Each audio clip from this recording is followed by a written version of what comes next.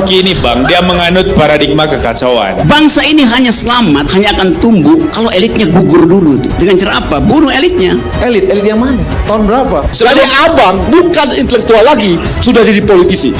Udah. Sekarang ya.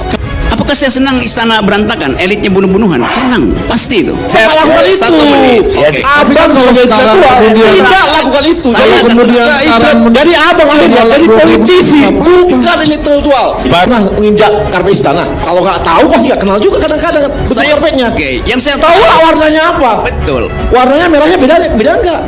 Ada gambar yang lain nggak di sana? Kalau kita dalami terus diskusi ini, justru mempertajam konflik dan menciptakan konflik akhirnya. Iya, oke, karena itu kayak atas dasar kalkulasi apapun, karpet istana supaya ada karpet baru, karpet lama mesti digulung. Emang Pengamat politik Boni Hergans dengan tegas menolak presidential threshold 0%. Menurutnya menghapus ambang batas pencalonan presiden berpotensi memunculkan kandidat-kandidat presiden yang mengusung ideologi radikal. Kewenangan koalisi ada semua upaya pemaksaan. Dalam konteks apa? Baik pembatasan jumlah partai, pengaturan pertempuran kontestasi di dalam pemilu, itu juga perlu diatur. Maka saya berpikir bahwa 20% bagi Indonesia hari ini adalah sebuah upaya menyelamatkan ideologi negara karena situasi ancaman kepungan kekuatan-kekuatan transnasional. Alasan Mahkamah Konstitusi menolak judicial review disebutkan nggak di situ bahwa karena mereka baca buku disertasinya Anda, maka dia hambat orang mengajukan judicial threshold. Persoalannya begini Pak Rocky, seorang ilmuwan melihat realitas politik karena itu berbeda dengan para pelaku politik. Justru itu dengan negarawan, dengan politisi itu akan sangat berbeda karena mengatur sebuah negara tidak berhenti di teori. Mengatur sebuah negara seringkali harus melampaui teori. Nah, Pak Trimet tahu itu. Bagaimana membela kepentingan umum ternyata harus keluar dari pakem teoretis, konseptual. Untuk menyelamatkan hal yang lebih besar. Nah, di situ akhirnya saya harus menurunkan ekspektasi intelektual saya. Kalau di tangan orang-orang yang benar dan dijalankan sesuai dengan prosedur demokrasi yang betul, tidak akan ada itu darah di atas karpet. Kalaupun dia merah, itu yang merah. Anda sebut prosedur demokrasi benar 20%? Sebagai seorang akademisi, tentu saya mempersoalkan 20% dulu dari awal. Sudah, saya jawabannya. Tapi harus ada argumentasinya. 20% itu saya persoalkan dan itu satu esensi di dalam disertasi doktoral saya. Saya persoalkan dari dimensi partisipasi publik di dalam berdemokrasi kan. Karena apa? Partisipasi dikebiri ketika ada threshold yang membatasi.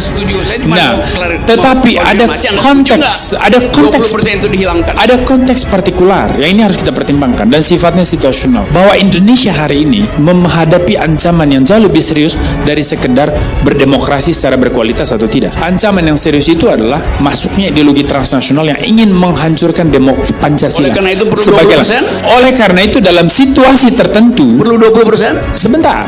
Dalam situasi tertentu negara perlu memanfaatkan yang namanya coercive power. Secara hukum, secara teoretis itu dibolehkan. Negara memakai yang namanya kewenangan koersif. Ideologi negara Pancasila. Kita punya ancaman yang serius terhadap Pancasila sebagai dasar negara. Munculnya ideologi transnasional, kebangkitan radikalisme dan terorisme. Ini concern yang serius soal masa depan Indonesia. Nah, maka siapa yang cocok menjadi presiden di 2024? Saya percaya partai-partai nasionalis ini pasti memilih yang terbaik untuk agenda-agenda ini. Melanjutkan pembangunan, menjaga Pancasila, NKRI dan sebagainya. Apakah saya senang istana berantakan, elitnya bunuh-bunuhan? Senang, pasti itu. Saya lakukan itu. Abang kalau intelektual tidak lakukan itu. Kalau kemudian sekarang jadi abang akhirnya jadi politisi, bukan intelektual. Saya hanya yakin beberapa hal. Satu, bahwa PDI Perjuangan ini partai yang punya sejarah panjang dan punya kontribusi besar, komitmen yang tegas di dalam membela kepentingan bangsa dan negara. Saya kira tanpa PDI Perjuangan dalam puluhan tahun terakhir sejarah kita berbangsa dan negara, mungkin kita sudah jadi negara khilafah, mungkin kita sudah bergeser jadi negaranya Al-Maududi, teodemokrasi. Saya percaya bahwa saat ini yang menjadi kerisauan dari semua kita yang sekarang betul-betul berpikir tentang masa depan Indonesia, itulah bagaimana kelanjutan pembangunan setelah Pak Jokowi kan. Karena fondasinya udah dibangun dengan begitu bagus dan begitu kuat. Ada IKN, di mana nanti pemindahan ibu kota itu pasti akan membawa dampak yang sangat luas dan signifikan di berbagai gatra kehidupan kita.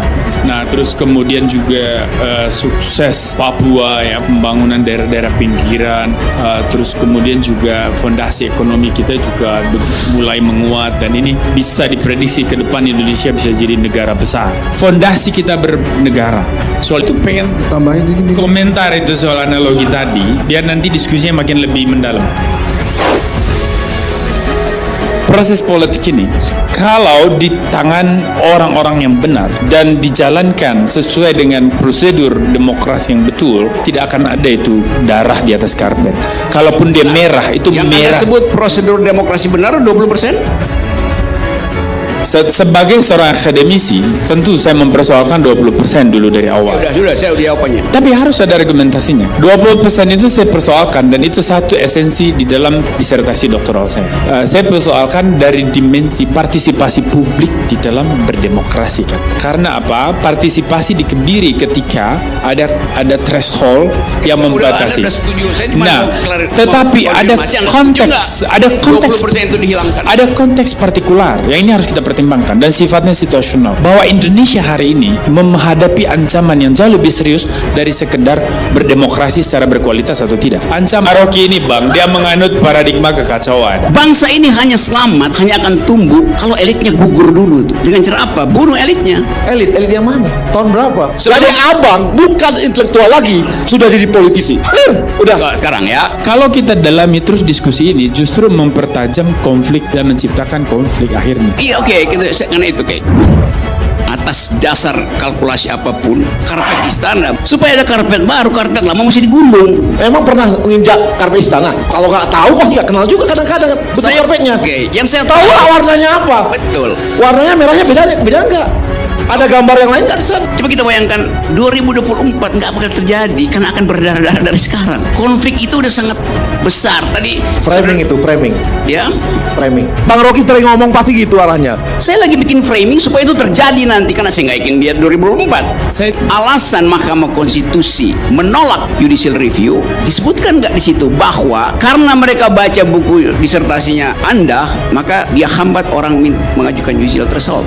persoalannya begini Pak Rocky, seorang ilmuwan melihat realitas politik Iya, karena itu. berbeda dengan para pelaku politik. Justru itu. Dengan negarawan, dengan politisi itu akan sangat berbeda, karena mengatur sebuah negara tidak berhenti Ya, di dan teori. itu hal yang- Mengatur sebuah negara seringkali harus melampaui teori. Ya, Nah, elementary Pak Trimet tahu problem itu. itu. Bagaimana membela kepentingan umum ternyata harus keluar dari pakem teoretis, konseptual. Ya, Ya, karena untuk itu, menyelamatkan gini, hal yang lebih besar. Ya, ini Nah, kan- di situ akhirnya saya harus menurunkan ekspektasi intelektual saya. Ya, Saya kira waktu kita jadi udah satu- habis. Hal tersebut sangat berbahaya dan berpotensi merusak ideologi negara di masa depan, tegas dia.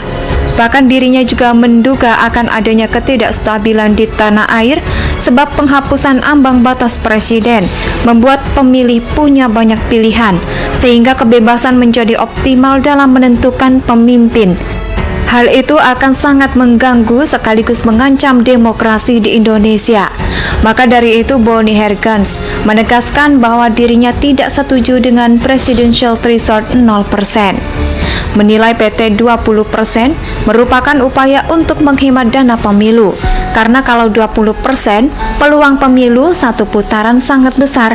Kalaupun memang terjadi 2 putaran, tetap saja hemat, ujar Boni Hergans. Boni menjelaskan bahwa biaya pemilu untuk sekian banyak kandidat itu sangat mahal.